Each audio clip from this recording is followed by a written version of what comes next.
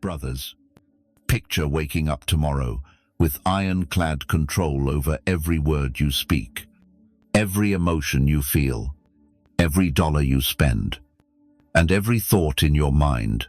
Sounds like a dream, doesn't it? Yet, over 2,000 years ago, one man believed this wasn't just possible. He swore it was the only path to true freedom. That man was Epictetus, born a slave. Imagine that existence. He had no claim over his own body, no freedom to move, no voice in his fate. He was owned. Yet, this man unearthed a profound strength that transformed him from a chained soul into one of history's greatest teachers of mental and emotional freedom. He taught us, no one can wound you unless you allow it. That truth might sting, especially if you're carrying real pain.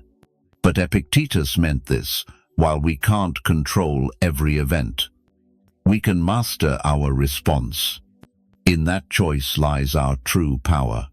Most of us aren't bound by physical chains today, but we're often trapped by reckless words, runaway emotions, impulsive spending, and chaotic thoughts.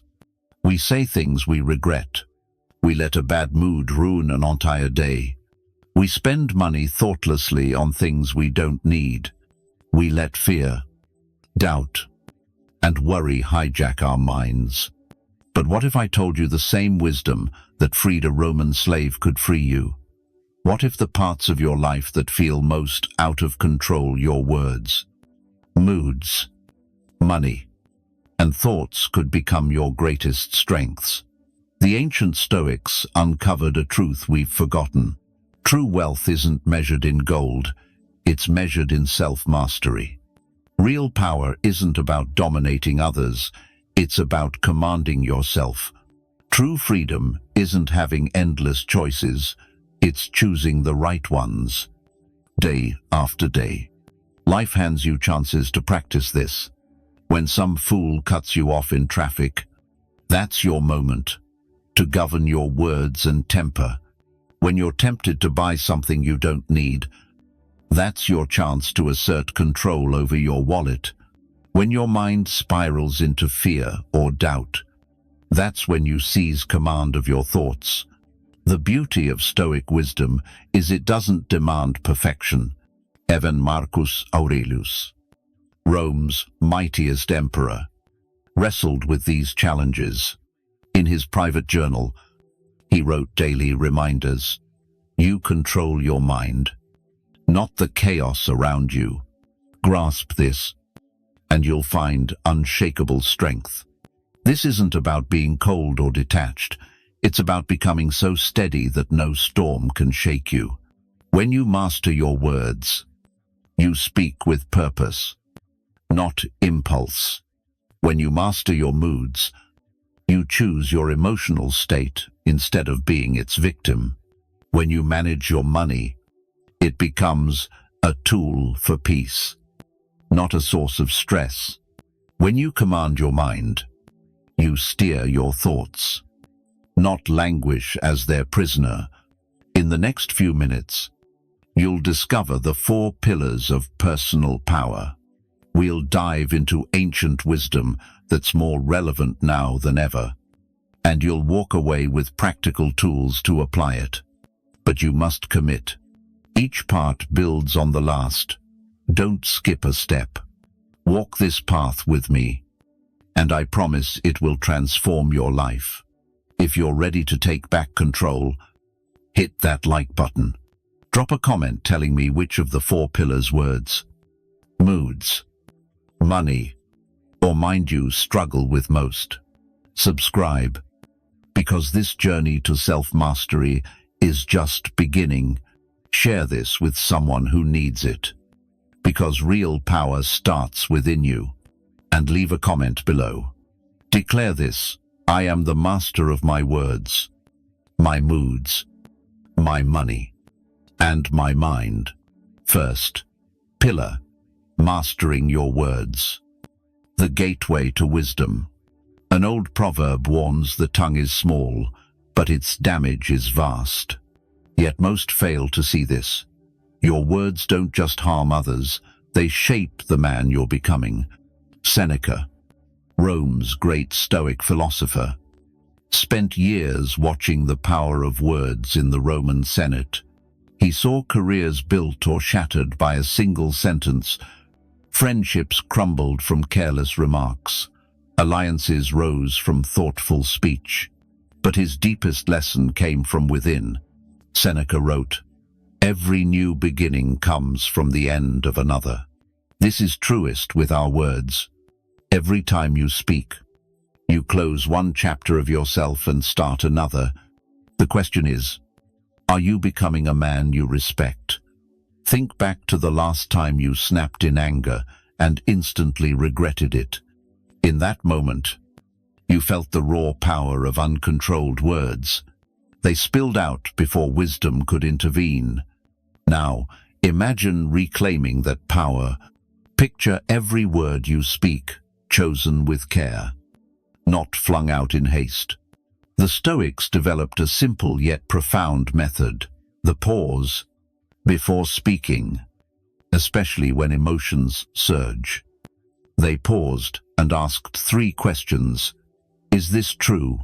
Is it helpful? Is it kind? If any answer was no, they held their silence. But mastering words isn't just about restraining the negative, it's about wielding the positive with purpose. When you offer sincere praise, you don't just lift someone's day, you train yourself to seek the good in life. When you speak words of encouragement, you wire your mind to hunt for opportunities, not obstacles.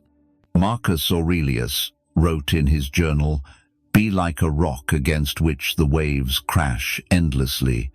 It stands firm, calming the waters around it." Your controlled words can be that rock for others. In a world of rapid-fire reactions, your steady speech is a source of strength and peace. Here's a method to transform your relationships in just 7 days. Before speaking in tense moments, take 3 deep breaths. First, ask yourself what you're feeling. Second, consider the other person's emotions. Third, find the words that serve everyone best. The beauty of mastering your words is the ripple effect. When you speak with purpose, others respond differently. They listen closer, trust deeper, and seek your counsel more. This isn't manipulation, it's the natural outcome of becoming a man worth hearing. But the greatest power of mastering words is how it shapes your relationship with yourself. Every time you honor a promise with your speech, you build trust in yourself. Every kind word you speak about yourself reshapes your self-image. Every refusal to gossip or complain focuses your mental energy on what you can control. Understand this. Your words don't just convey thoughts, they forge them.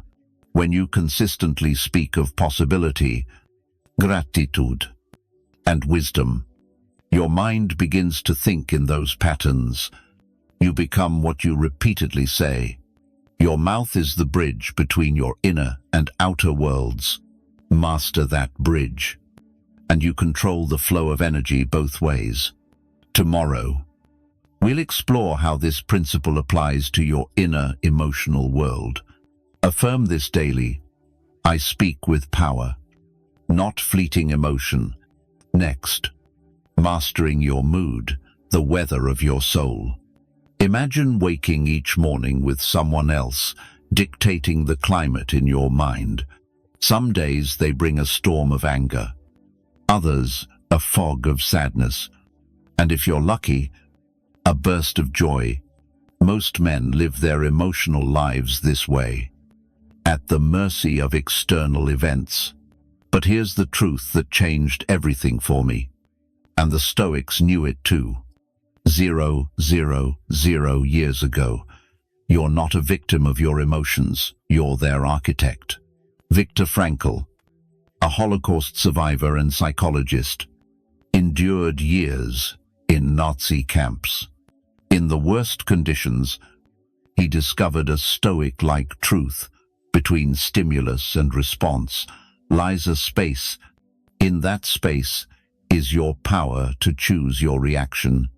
In that choice lies your growth and freedom. Reflect on that space right now. As you hear these words, it exists within you between every trigger and your emotional response. In that fleeting moment, you hold absolute power to choose. The Stoics called this the discipline of desire. It's not about suppressing wants, but cherishing what you have, accepting what you can't change, and working relentlessly on what you can. Master this, and your mood becomes a finely tuned instrument you play, not a wild storm that plays you. Here's a truth that might jolt you. Emotions aren't facts, they're interpretations. Someone doesn't text you back, and the situation is neutral. Your mind spins a tale, they're ignoring you. They're mad. They don't care. But what if you tell a different story? Maybe they're busy, their phone died, or they're planning something meaningful for you. Marcus Aurelius practiced this daily. He wrote, "You control your mind, not external events. Realize this, and you'll find strength." Each morning, he reminded himself the day would bring challenges, difficult people, and surprises. Instead of dreading them, he saw them as chances to sharpen his emotional mastery. Try this exercise now. Think of something that upset you recently. Ask yourself, what story am I telling about this situation? What's another way to see it? Which perspective serves me best? The magic happens when you realize you've always been the author of your emotional experience. You just didn't know you were writing the story. Mastering your mood isn't about fake positivity or pretending everything's fine. It's about choosing responses that make you stronger, not weaker. When anger rises, instead of bottling it or exploding, channel it into constructive change. When sadness hits, don't drown in it. Let it connect you to compassion and empathy for others. The Stoics had a powerful practice called the evening reflection. Each night, they reviewed their day, asking, what emotions did I feel today? Which ones served me? Which ones controlled me? How can I respond better tomorrow? As you practice mastering your emotions, something shifts. You stop fearing your feelings because you know you can guide them. You don't shy away from tough situations because you trust your ability to handle your emotions. You become a pillar of calm in others' storms, making you invaluable in relationships and work. Every emotion is information, not a command. Anger signals something matters to you. Fear warns you to pay attention. Sadness shows you've lost something dear. But no emotion gets to decide your actions. Your mood is your inner weather. And like a skilled meteorologist, you can learn to predict, prepare, and even shape it. Comment below if you're ready to master your emotional world. I control my emotions. They don't control me. Next, mastering money, the tool of true freedom. Money isn't just currency, it's crystallized energy, time, and choices. How you manage it decides whether you live free or enslaved to your own desires.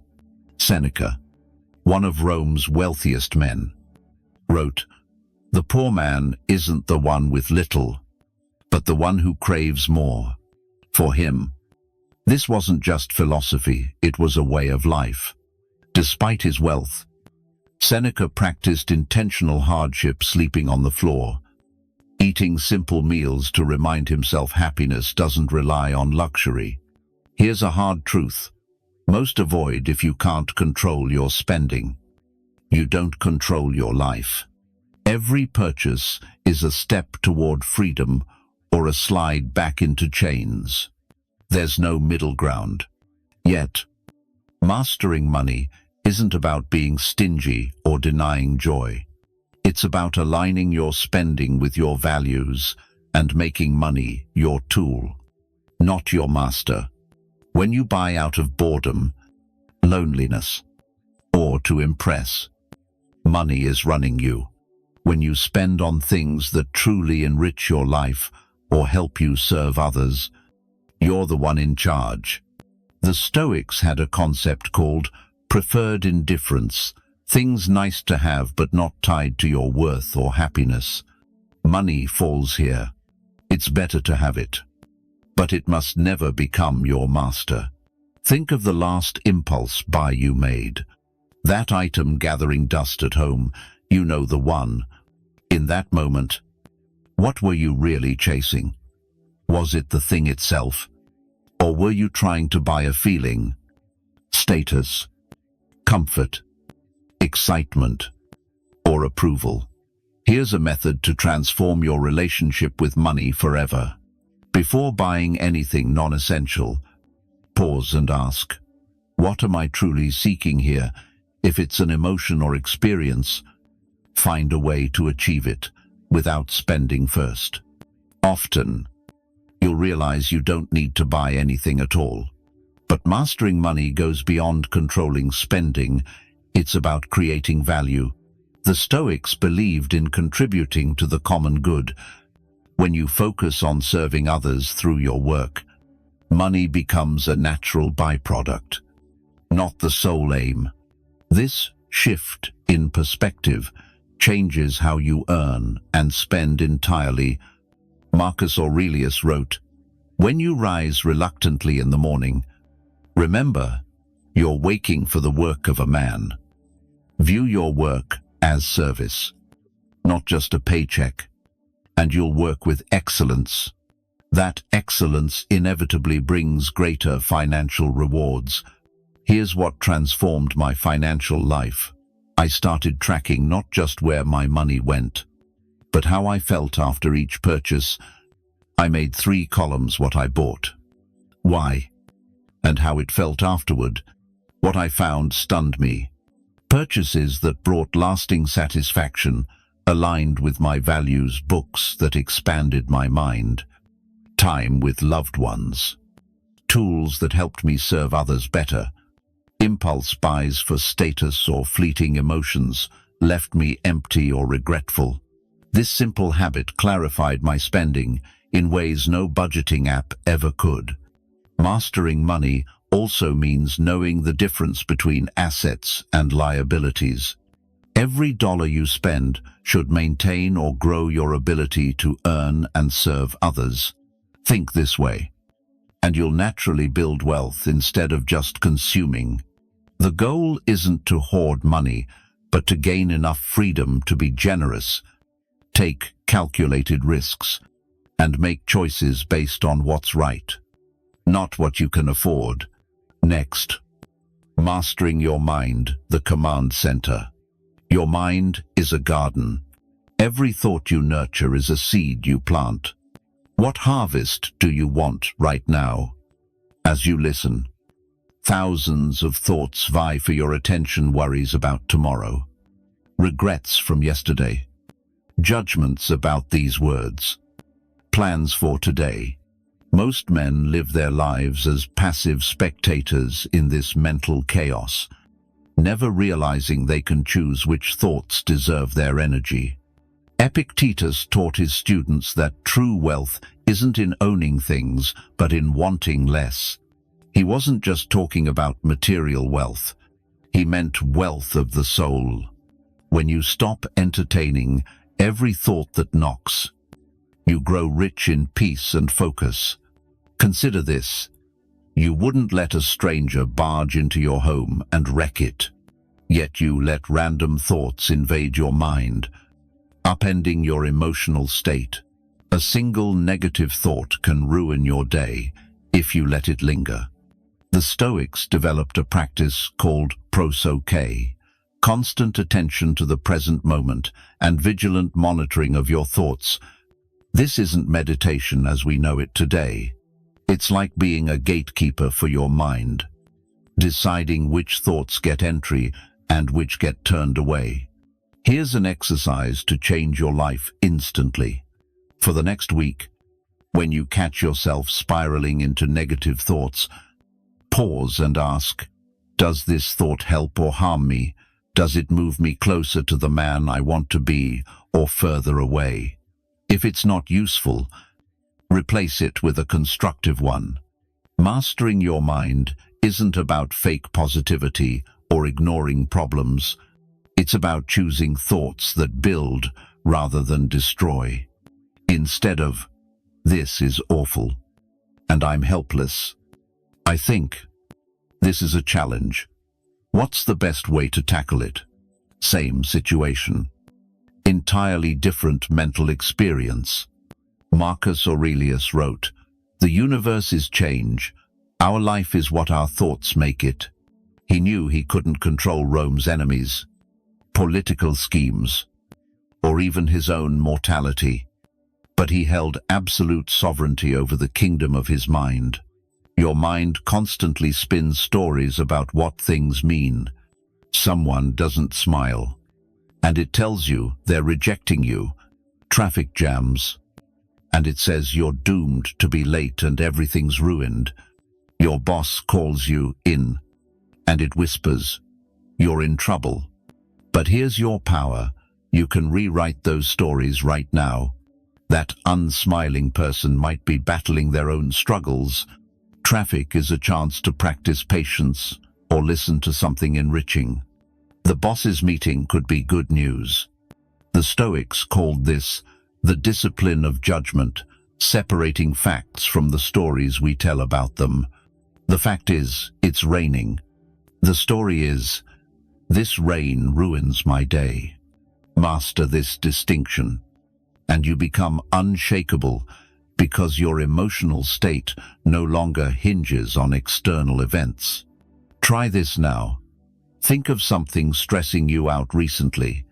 Separate the facts from the story you're telling about them. You'll be amazed most of your stress comes from the story, not the facts. Your mind is also a powerful problem solver when you guide it right. Instead of letting it run wild with worry, give it specific problems to tackle. Instead of, what if it all goes wrong, ask, what's the best way to handle this? Your mind craves challenges, but needs clear direction from you. Remember, every thought you entertain builds or breaks the man you're becoming. You're shaping yourself every second. Declare it. I am the architect of my mind. Something remarkable happens when you master these 4 domains. They don't just change individually, they create a ripple effect, transforming your entire life. Like tuning a guitar. When one string is perfect, the others sound richer too. Master your words. And men seek your counsel, because your speech carries weight and wisdom. Master your moods, and you become a beacon of calm others turn to in chaos. Master your money, and you gain the freedom to choose based on values, not survival. Master your mind, and you see opportunities where others see only problems. The true magic lies in the space between these pillars. Let me tell you about John, a father I met at a workshop last year. He came overwhelmed, drowning in debt, snapping at his kids, anxious about the future, trapped in negative thoughts that kept him awake. 6 months later, John sent me a message that brought tears to my eyes. By applying these principles, he not only cleared his credit card debt, but launched a small side business.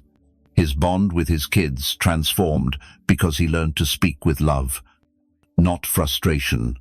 Most importantly, he said he felt like himself again, calm, confident, and in command. The beauty of Stoic philosophy is its upward spiral. Each small victory in one area fuels confidence to tackle challenges in another. When you control your words in a heated moment, you prove you can master your emotions. When you resist an emotional purchase, you strengthen the mental muscle that fights negative thoughts. Aristotle said, "We are what we repeatedly do. Excellence is not an act, but a habit." The Stoics took it further. They knew mastery in these 4 areas creates a compounding effect. Each day of practice doesn't just improve that day, it makes the next ones easier. Think of the man you were 6 months ago. What were you battling?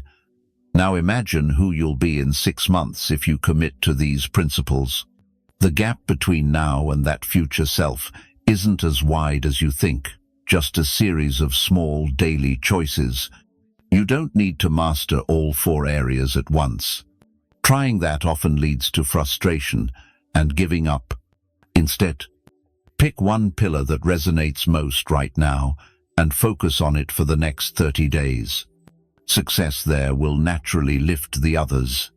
The Stoics believed in sympathia, the deep connection of all things. Your inner work doesn't just benefit you, it uplifts everyone around you. Better controlled words reduce tension in relationships. Managed emotions create a peaceful home for your family. Wise spending sets an example of financial responsibility for your kids. Positive thoughts make you a source of solutions, not problems. Perhaps the deepest impact is how mastery changes your relationship with hardship. Instead of seeing challenges as things happening to you, you view them as training grounds for your strength. Every tough conversation is a chance to practice word control. Every stressful moment is an opportunity to master your mood. Every financial decision is a test of your money, wisdom. Every worry is a moment to redirect your mental energy. This shift from victim to practitioner changes how you experience life entirely. Comment below if you're ready to turn every challenge into strength. Every challenge makes me stronger. We began with Epictetus, who rose from physical slavery to a teacher of the soul. His secret wasn't changing his circumstances, but mastering himself within them. Today, you face the same choice. He did too. 0, 0, 0 years ago. You know, true freedom isn't endless options. It's consistently choosing the right ones. You see that your words, moods, money, and mind aren't separate parts of life. They're interconnected pillars, either supporting or hindering your growth. What I need you to carry forward is this. Your journey isn't about perfection, it's about purpose. Each time you pause before speaking, you're training your word discipline. Each time you choose your response to a tough emotion, you're building mood, mastery. Every time you align your spending with your values, you forge financial wisdom. Every time you redirect a negative thought, you strengthen mental command. The ancient Stoics faced wars, plagues, political turmoil, and personal tragedies. Their lives weren't easy, but they had something more valuable. They had an inner strength forged by mastering these 4 pillars. That same strength awaits you. Your transformation begins with one simple choice: to take responsibility for your inner world. Not because life is fair, it isn't. Not because it's easy, it won't be. But because you deserve to live as the master of your own experience, not a victim of circumstance. 6 months from now, you could be the same man with the same struggles. Or you could be a man who lives with wisdom, resolve, and inner power. The choice is yours, and the moment to decide is now. Remember Epictetus, no one can harm you unless you permit it. Today, you revoke that permission. Today, you begin the journey from reaction to reflection, from chaos to control, from slavery to freedom. The 4 pillars of mastery await you. Your future self is counting on you. And somewhere in the eternal realm of ideas, the ancient Stoics are cheering you on. Take that first step. Start today. Start now. If this message resonates, hit like. Share it with a brother who needs to hear it. Drop your commitment in the comments and subscribe for more life-changing wisdom. Your journey to mastery begins here. Leave this final affirmation in the comments. Today, I choose mastery over mediocrity, purpose over reaction, and freedom over enslavement to circumstance.